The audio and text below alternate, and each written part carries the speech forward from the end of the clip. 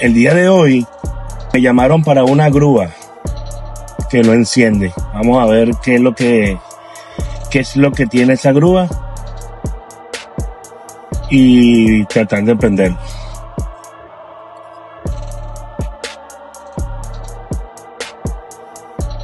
Estamos a 5 minutos de la grúa.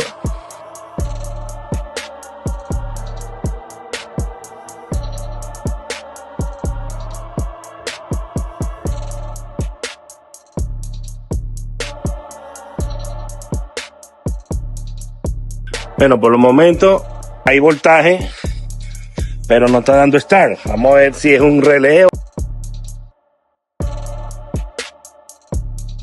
o el mismo motor de arranque. Bueno, estamos aquí y aquí estamos viendo un problemita eléctrico que tiene la unidad.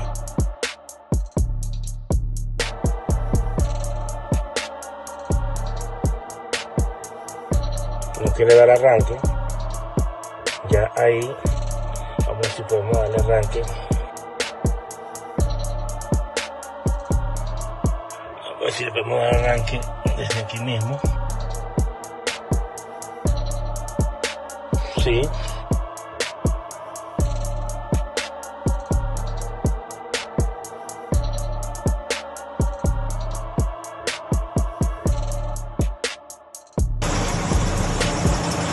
Ahí está. Ahí está prendido.